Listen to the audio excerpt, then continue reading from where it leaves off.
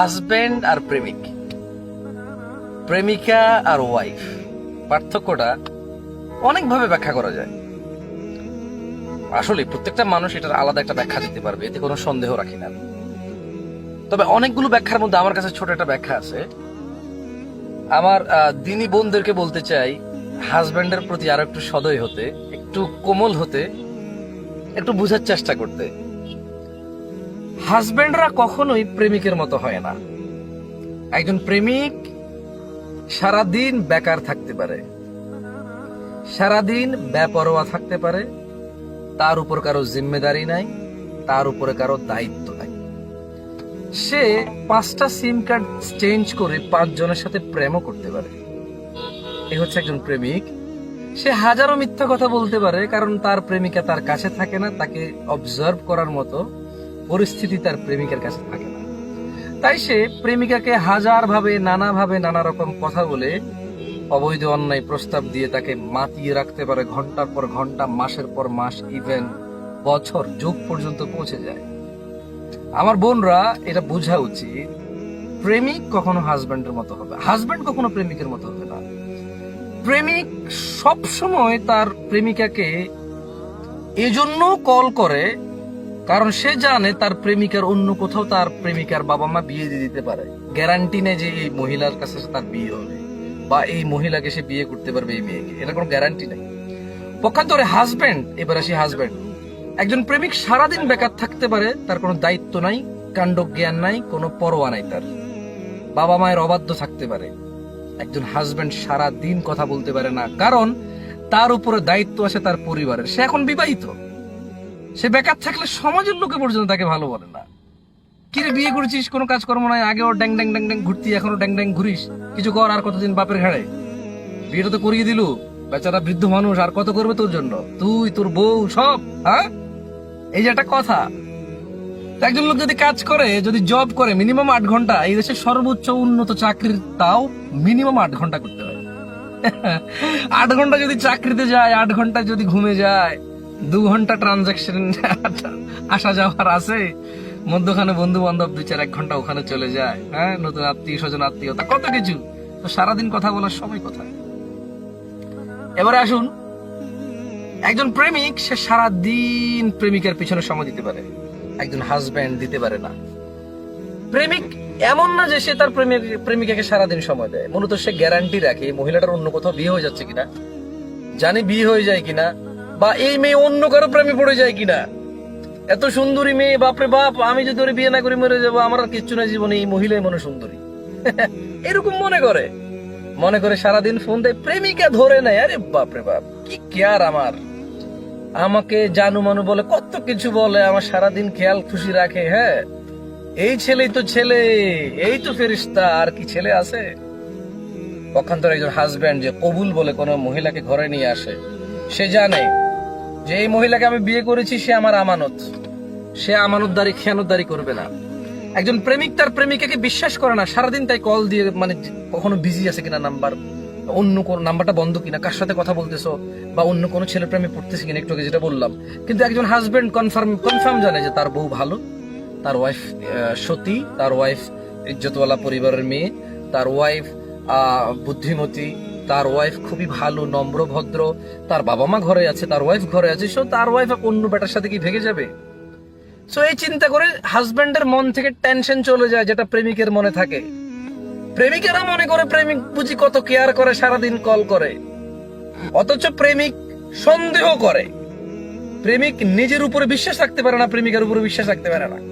But husband, সে তার বউকে বিশ্বাস করে, তার পরিবারকে বিশ্বাস করে, মনে করে আমার ওয়াইফ আমার ঘরেই তো আছে, আলহামদুলিল্লাহ, সেফ, নিরাপদ আছে, তাই সারাদিন অত বেশি কল করে না। আর পক্ষান্তরে প্রেমিকের তো কোনো কাজই নাই, হাজবেন্ডের অনেক কাজ থাকে, অনেক কাজ। একজন প্রেমিক যতটা লেয়াজু হয়, লুতুপুতু হয়, আচ্ছা বলেন তো, এই প্রেমিকটাই তো স্বামী হয় অনেকের। প্রেমিকার স্বামী না হলে প্রেমিকার মতো কোনো মেয়ের স্বামী তো হয়, সেম পুরুষ তো। প্রেমিকার সাথে অবৈধ থাকা অবস্থায় এত সুন্দর কথা বলতে পারে, বিয়ের পরে কেন বলতে পারে না? কারণ প্রেম, সমস্ত এই সম্পর্কটা টিকে আছে মিথ্যা আর মিথ্যার উপরে। আর শয়তান মানুষের শয়তানি কাজকে সুন্দর করে তোলে। শয়তান আজে বাজে কাজগুলাকে, মিথ্যা কথাকে এত সুন্দর করে মানুষের চোখের সামনে নিয়ে আসে, মানুষ মনে করে যে ওয়াও, এটাই তো সুন্দর, এর চেয়ে কি বেশি সুন্দর আছে পাওয়া যায় বলো? হ্যাঁ, দুর্লভ। তবে কোথাও জাদুঘরের টিকিট কেটে পাবা? অসম্ভব। এটাই তো বেস্ট এন্ড বেটার। পক্ষান্তরে হাজব্যান্ড এমন হয় না। প্রেমিক সারাদিন মিথ্যা কথা বললে তার প্রেমিকাকে রাত্রে গিয়ে জবাব দিতে হবে না। হাজবেন্ড যদি দুইটা মিথ্যা কথা বলে রাত্রে ঘরে আসতে হবে, তার বউকে বলতে হবে। তার বউ জিজ্ঞেস করবে তুমি যে অমুক কথাটা বললে এটা কতটুকু সত্যতা আছে বলো। এবার হাজবেন্ড যদি মিথ্যা কথা বলে, হাজবেন্ড একদিন, 2 দিন, 3 দিন, কয়দিন পার পাইবে? কিন্তু একজন প্রেমিক সারা জীবন মিথ্যা কথা বলে গেলো, ঝামেলা হয় না। বুঝে আসছে না? আসে নাই। তো আমার দিনী বন্ধুদেরকে বলবো একটু নরম হবেন। হাজবেন্ড প্রেমিকের মতো হবে না। হাজবেন্ড দায়িত্ববান। হাজবেন্ড মানে জিম্মেদারি, দায়িত্ব, ইজ্জত সম্ভ্রম রক্ষাকারী, পাহারাদার, ঘর পরিচালনা করবে নিজ নিজ ক্ষমতা অনুযায়ী। কেউ বড় কাজ করবে, কেউ ছোট কাজ করবে, কারো বেশি ইনকাম হবে, কারো কম ইনকাম হবে, কেউ ইনকামই নাই কিন্তু ইনকাম করার চেষ্টায় থাকতেছে। তো মানে প্রেমিকার কাছে তো দুঃখ বলার কিছু নাই। প্রেমিকা একটা আনন্দের জিনিস, শয়তানি জিনিস। প্রেমিকাকে কাপড় কিনে দিতে হয়, প্রতি মাসে কাপড় দিতে হয়, বছরে বছরে কাপড় দিতে হয়, প্রতিদিন খাবার দিতে হয়, প্রতিদিন ওর জন্য এই তেল সাবান শ্যাম্পু নিয়ে আসতে হয়। প্রেমিকার জন্য আনতে হয় না। এটা ফালতু সম্পর্ক ওখান ধরে। তো এই জন্য প্রেমিক তার প্রেমিকাকে ধমক দেয় না, কিন্তু হাজব্যান্ড ধমক দেয়। হাজব্যান্ড বিরক্ত হয়। এই জন্য বিরক্ত হয় না যে আপনাকে সে ঘৃণা করে। অনেকেই আবার করে, তবে বেশিরভাগ সময় আমার মনে হয় ওয়াইফরা বুঝতে চায় না। হাজব্যান্ড এতটুকু তার হৃদয়ে প্রশান্তি আছে যে আপনি একজন ভদ্র মহিলা, ভালো সৎ চরিত্রবান মহিলা। সে গ্যারান্টি নিয়ে নিছে যে আপনি তার। কবুল বলছেন না? সে যেভাবে সেভাবে কথা বলে আপনার সাথে, কারণ তার মনে নিয়ে নিছে যে আপনি তার গ্যারান্টি। আপনি কি তাকে ধোকা দিবেন? আপনি কি তাকে কষ্ট দিবেন? আপনি কি তাকে বুঝবেন না? এভাবে কথা বলে সে। কিন্তু আপনি কি মনে করেন? কি বাজে আচরণ, আশ্চর্য। প্রেম করার অবস্থা একরকম, এখন একরকম। অথবা প্রেম যাকে করছে বেশিরভাগই তার সাথে বিয়ে না। মানুষ যারা প্রেম করে, একটা পোলা 6টা মেয়ে 7টা 10টা মেয়ের সাথে প্রেম করে, একটা বিয়ে করা সম্ভব? একটা মেয়ে 16-17টা সিম রাখে। আপনি রাখেন না? কেউ না কেউ তো রাখে। আমি রাখি না, কেউ না কেউ রাখে। তো নিজের উপরে নিয়েন না, আমার উপরে ফেলিয়েন না। যেটা বলতেছি এক্সিস্ট। কোন জিনিস যদি এক্সিস্ট থাকে সেটা সবাই জানবে। জরুরি নয় সেই বিষয়ে নিজেকে থ্রু হতে হবে। কোন জিনিস যদি এক্সিস্ট, উপস্থিত থাকে, এটা জানার জন্য জরুরি না যে আপনি ওই জিনিসের থ্রু হইতে হবে, ওই জিনিস আপনি অতিবাহিত করতে হবে। বুঝে আসছে না? আসলে তো মানে আজকে বোনদেরকে বলছি, ইনশাল্লাহ পরে এক সময় ভাইদের প্রবলেম গুলো নিয়ে কথা বলবো। বোন, আপনার হাজবেন্ড আপনাকে বিশ্বাস করে তাই আপনাকে ঘরে রেখে চলে যায়। 3বার ফোন দেন, রিসিভ করতে পারে না। 4র্থবার সময় ফোন ধরে বলে যে আরে আসছো, তুমি বারবার ফোন দিচ্ছ কেন? হ্যাঁ, তুমি জানো না কাজে বেরোছি? খালি ফোন দিচ্ছ। আপনি চিন্তা করতেছেন যে কি ব্যাপার, 4টা বার ফোন দিলাম, ভালো কথা তো বললো না, উল্টার ধমক। আগের মতো নাই বাপ, বিয়ের প্রথম অবস্থার মতো নাই। ও ভাই, বিয়ের প্রথম দিন সে ছিল বেকার, তার কোনো চাকরি ছিল না। চাকরি থাকলে ছুটি ছিল, 10 দিনের ছুটি ছিল। সবাই দুলা বলে ডাকছে, আপনার সাথে একরকম ছিল। বলেন তো, বিয়ের 1 বছর পরে তার সবাই দুলা ডাকে? বিয়ের 1 বছর পরে তাকে 10 দিনের ছুটি দেয়? হ্যাঁ, বিয়ের দিন তাকে আপনার মায় দিছে, মামা দিছে, নানা খালু ফুফাস চেইন দিছে, আংটি দিছে, টাকা দিছে, পয়সা দিছে, কত কিছু দিল তাকে হাদিয়া। তো ওই দিন তার মন মানসিকতা একরকম। 1 বছর পরও কি এরকম থাকবে না? তো সে আগের মতো নাই, তার পরিস্থিতিও তো আগের মতো নাই। মেনে নেওয়ার চেষ্টা করেন।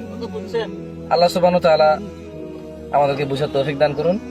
বোনরা, ভাইদের প্রতি আরো একটু নরম হবেন। জাযাকুমুল্লাহ খায়র ওয়া আহসানান জাযা। আমার মোবাইলে চার্জ নাই, মোবাইলটা বন্ধ হয়ে যাবে, ভিডিওটা পরে আপলোড হবে না।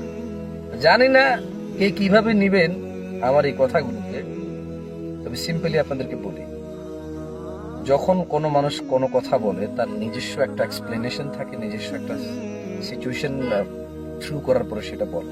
আপনি আপনার মতো করে ব্যাখ্যা করবেন, আপনি এটাকে সমষ্টিগতভাবে ব্যাখ্যা করবেন। প্রত্যেকটা বক্তব্য নিজের উপর নেবেন না বা অন্যের উপর দিয়ে দিবেন না।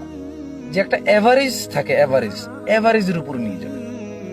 মানে প্রত্যেকটা জিনিসের একটা গড় থাকে, ওই গড়কে দিয়ে বিচার করবেন না। নিজের পার্সোনালি নিয়ে আসবেন না অন্যের উপরে নিয়ে যাবেন, এভারেজের উপরে এটাকে বিচার বিশ্লেষণ করবেন। আল্লাহ সুবহানাহু ওয়া তাআলা বুঝার তৌফিক দান করুন। আসসালামু আলাইকুম ওয়া রাহমাতুল্লাহি